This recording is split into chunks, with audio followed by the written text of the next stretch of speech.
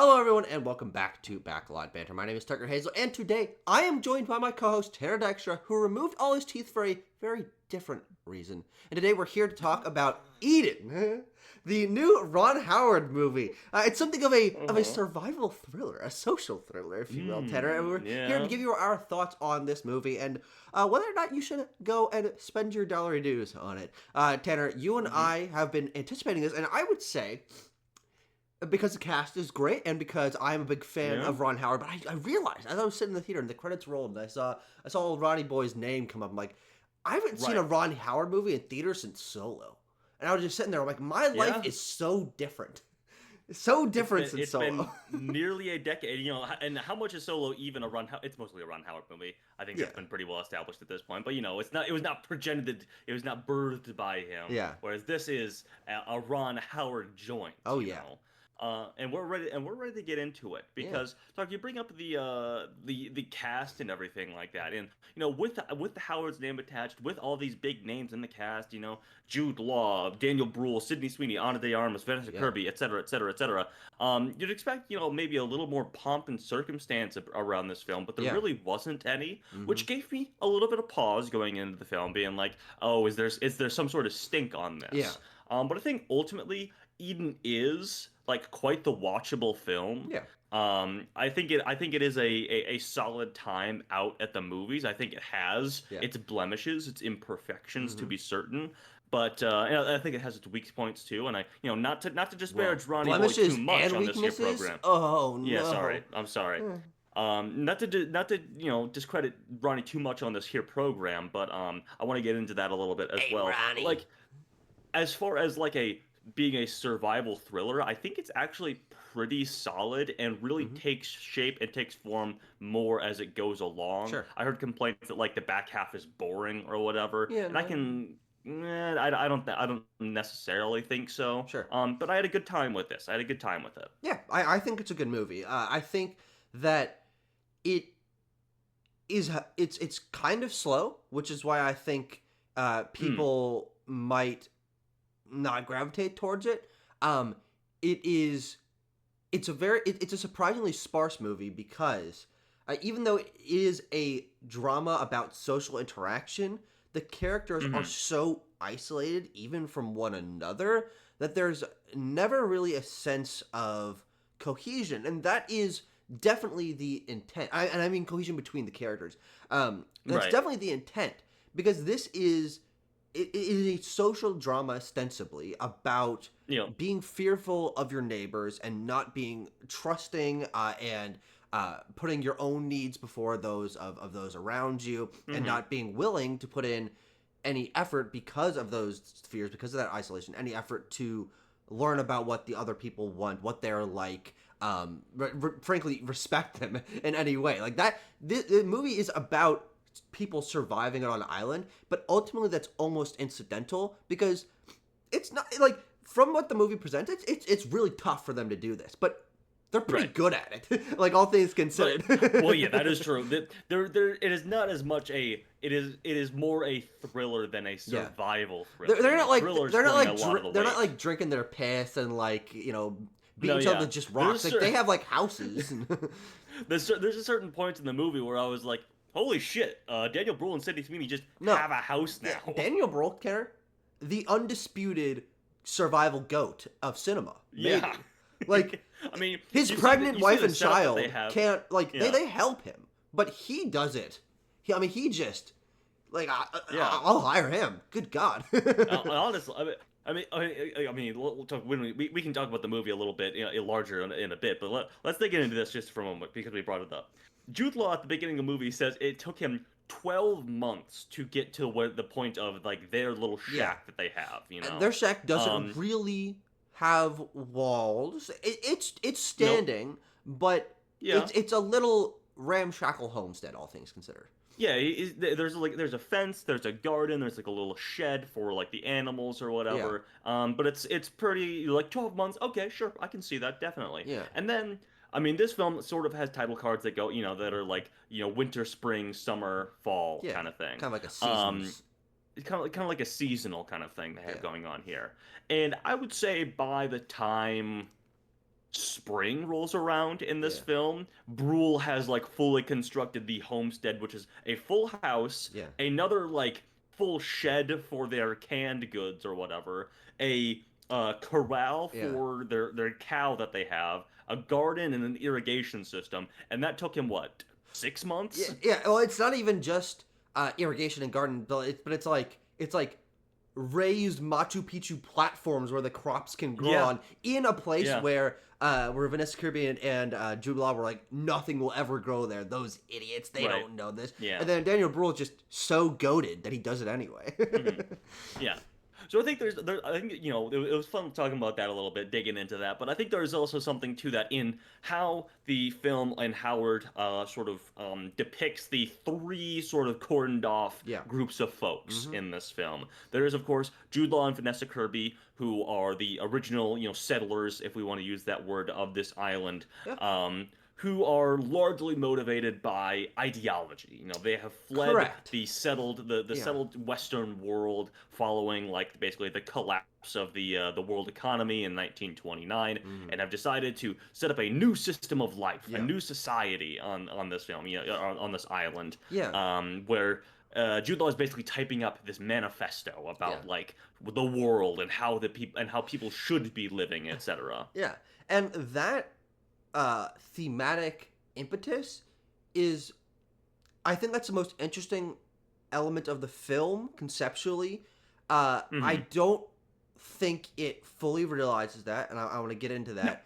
Absolutely But not. I really do like the idea, and this is based on a true story. I don't really know It too is. much about it, but the idea that World War II is such a troubling time that it pushes people to want to disconnect completely from humanity and try to ostensibly start from scratch and rethink the ways that people interact, that we can perform as a society. That's a really Mhm. good idea for a story, and the ways it succeeds and doesn't succeed, or the characters succeed and don't succeed in doing that, I think are very fascinating, and especially as it pertains to the way that we learn that how Dr. Ritter and Dora have, which is Jude Law and Vanessa Kirby, have Right. inspired the wider world as Yeah. Ritter's letters have gotten out. They're being published in newspapers. People are really talking about them a lot, and it does inspire the Sydney Sweeney and Daniel Bruhl to move to this island to pursue something similar. They're in a hard financial situation. Their son is sick, and they think that that living on an island away from society, because society hasn't really done too much for them, is it is a better option. And again, given how goated Daniel Bruhl is, they're in a pretty good situation, all things considered. Yeah, honestly. And then there's also Ana de Armas and her goons, who move there for more capitalistic reasons to build a hotel, Right. and they do jack diddly nothing. And so I like the thrusts for all these characters, why they're there. The concept of this being something that's enticing for people, that the wider society is fascinated by, that they each come here for their own ideological reasons. I think that's a really good core and base to set all these characters on. So I think Yeah. that's why I was really engaged at the beginning. I'm like, oh, all right, I really want to see how this goes. Sure. But here's what I want to say on that note. I think this is a failing of Howard as a directive voice in this film, is that Ron Howard, for as much as a sure hand as he has been in Hollywood for the last several decades, is not the Holly most weird, Tanner. Tucker, you got it, baby. Is not the most politically engaged director, yeah. I would say. Not since he NTV. is, I don't know. not to, Man. Just let me. he's made like Frosted Nixon or whatever, which I've not seen, so I can't I really actually like speak that to. movie. Very interesting. Yeah. I don't know how but good he it is also politically necessarily, because I don't know too much about. I think he's kind of a guy who walks a fence a little bit, who walks a line, a centrist line, if you will. And obviously his not his most recent film, two films ago, feature films ago, made Hillbilly Elegy, which has some sort of come back to bite him in the ass politically, at least a little bit. That's actually very interesting. Yeah. And now with this, I think what we can see is those same sort of issues, because you say that everyone comes to this island with their own ideology, but I think a weakness of the script and a weakness of this line that we were just talking about is that Bruhl and Sweeney, for as much as they are, motivated, they say, by Ritter and his goals of restarting society or starting a new school of thought, do not themselves feel ideologically No, motivated. I agree. Yeah, totally. Um, Well, and here's the even weirder part. I think that's totally true. You can mhm, see where the ideology, especially in the personality, show up in Jude Law and Ana de Armas. But mhm, we don't. It's more family dynamic that we get out of the other family with Sydney Sweeney and Daniel Bruhl. I need to get yep, that family name. I gotta stop saying both the uh-huh. actors' names.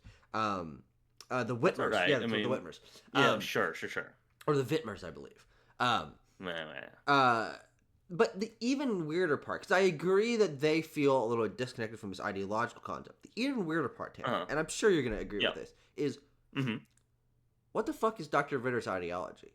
Like he's sitting there Well, at this typewriter, and he's like, yeah. and humanity, and the world, the neighbors, it's like Uh-huh. for me, it's like hitting me like a wave. I'm like, what the hell are you saying? Like it's so I hard for think. me to tell what Uh-huh. because he wants to not only create a new ideology that will be able to reshape the way we interact with others and can Hmm. like fix the ills of society, which is a noble cause, but he wants to also intentionally reject and like specifically not incorporate any ideologies that have already been established. And she's like referencing like other like Nietzsche and Kant or whatever, and he's Uh-huh. like, no, wait, I can't do that, no.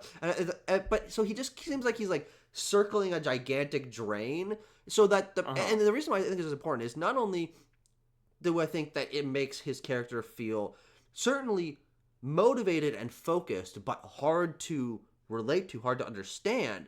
But as the movie evolves and his character devolves away from that initial goal, and Hmm. Dora is like he's leaving his ideology behind. I'm like, what is he doing wrong here? What is he doing Yeah. differently? Like he's getting more aggressive. Okay, I get that, but like Yep. it is so unclear what his initial thrust is to me that I can't really tell when he's abandoning his ideology and when he's not as the movie progresses. And that feels like the moment that you're really supposed to like feel like he's being challenged as a character. That him and his wife's relationship, or not his wife, but Hmm. him and Dora's relationship is being challenged. And I'm like, because I don't know where you started, I can't tell when it's changed.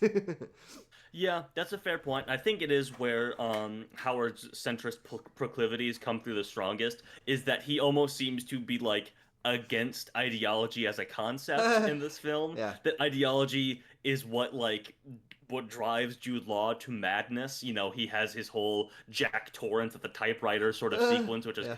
kind of feels like the breaking point for him. And Or ultimately just Schroeder comes at the down the piano. side. Ding, ding, ding, ding. Exactly. He ultimately just comes down on the side of like rampant individualism, which is kind of what he was, striding against at the beginning of That's the film. definitely true. I understand that it's Yeah. a more, at base level, collectivist Uh-huh. ideology, something more about understanding your neighbor.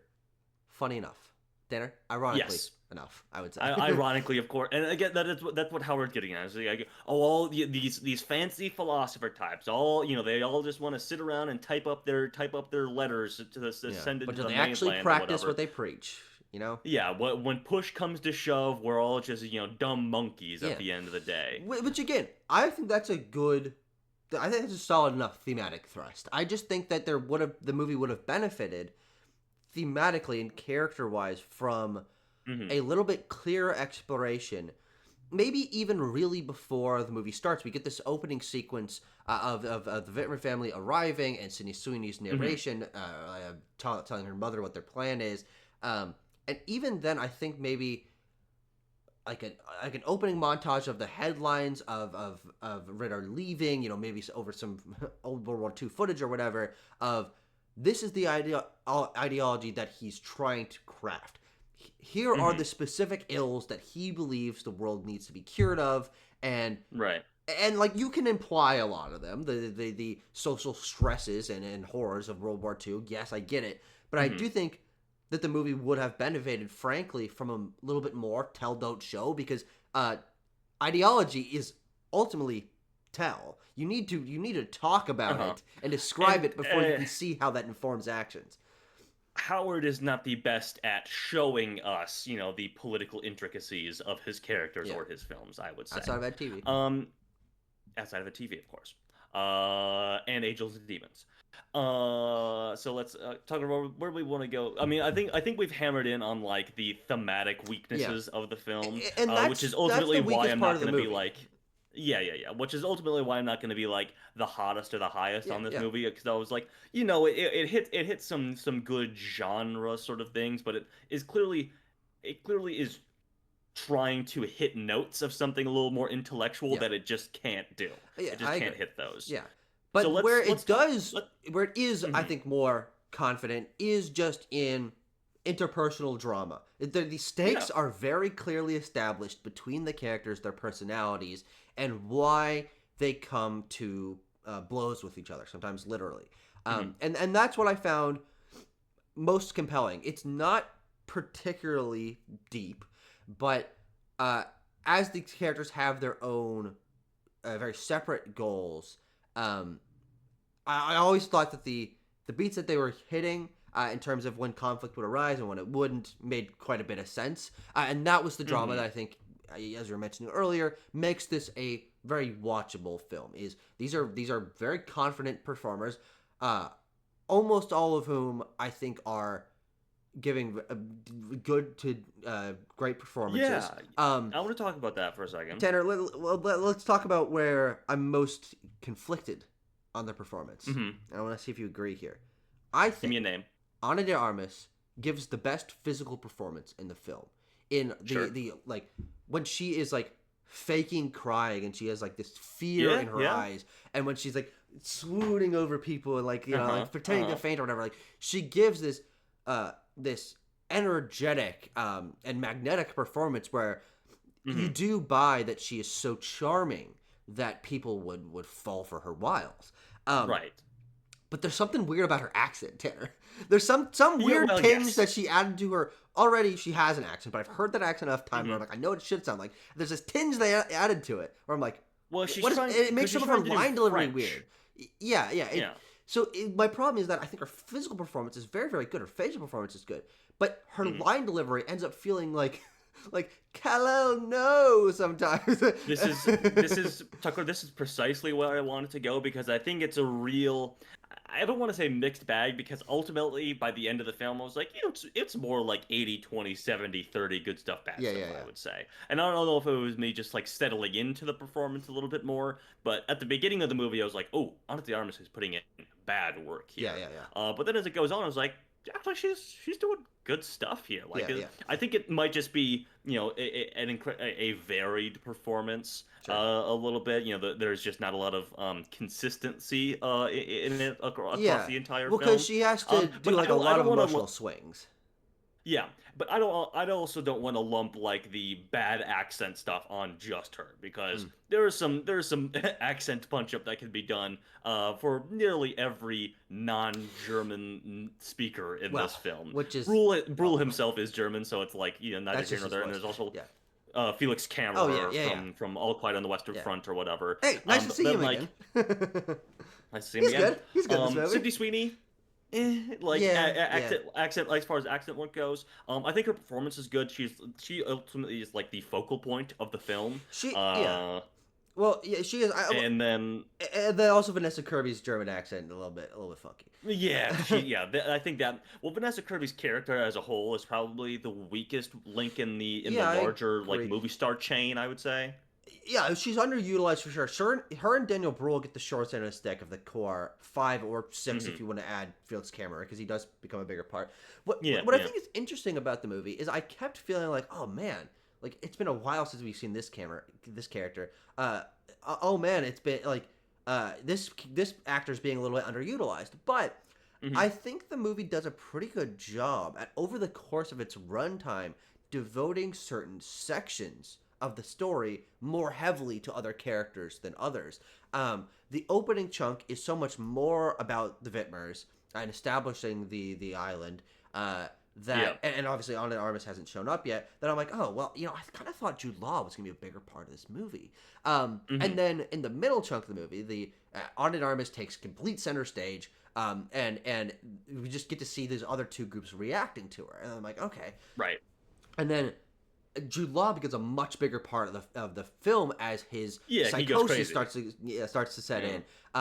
And then Felix Kammerer becomes a bigger part of it. And then Sydney Sweeney has a couple of scenes where it's really focused around her. And then Daniel Bruhl teams up with Felix Kammerer and Jude Law. And so these dynamics kind of ebb and flow. And even by the end, Vanessa Kirby does get some moments to shine, where she's a little bit more active in the plot, and she's a little bit more present in these scenes rather than being kind of a more backgrounded wife who's tending to the animals or whatever.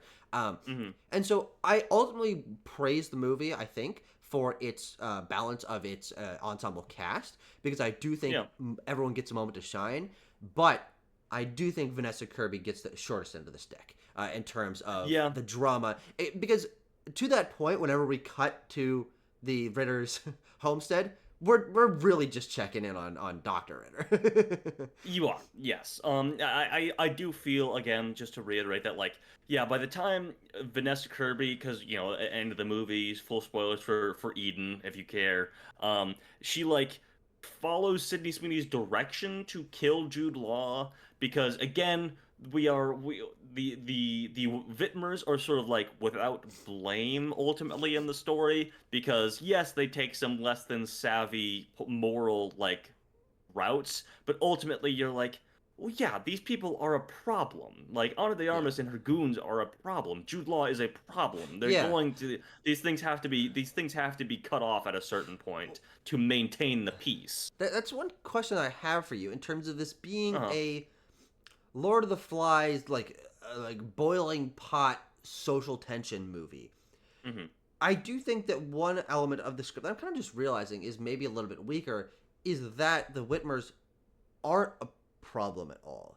Is that I think that it being so clear, good guy, bad guy, ostensibly, it's the issue of, again, what we already talked about, the lack of discernment in the thematics of the film, is that Ron Howard just boils it down to well, some people just turn crazy and evil, and so they have to be done away with. Well, yeah, but even then, Ritter is closed off.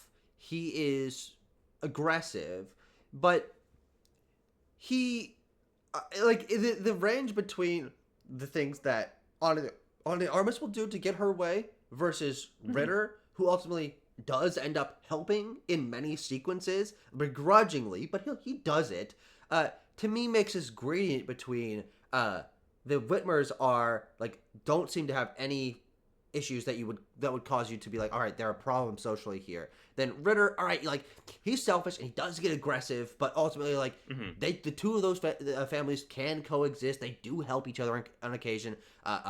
Bruhl and Law do team up near the end of the film. Yep.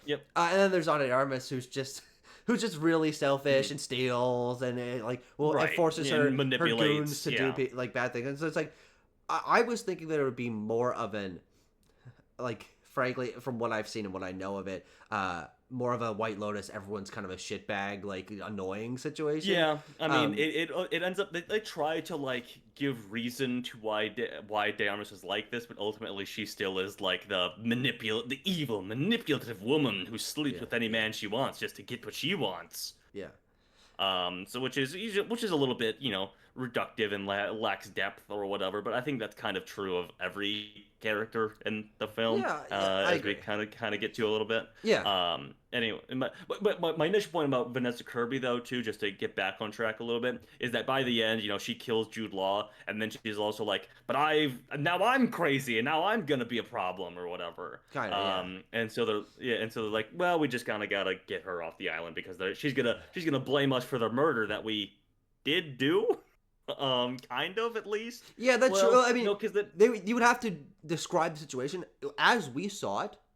I think that Daniel Bruhl is ostensibly blameless. It was self-defense. He was attacked. That's true. It had come to that situation. I think in a court of law, Whitmer's would be defensible.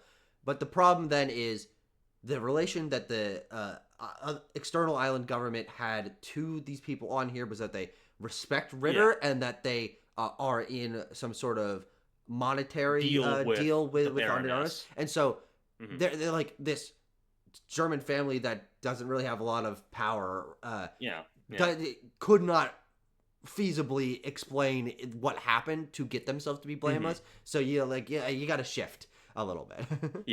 I think there's also something to a bit of the lacking in basically the very end of the film. If we kind of want to wrap up, that is, they take Vanessa Kirby away to the mainland. She goes to she just gets like deported back to Germany, basically, right?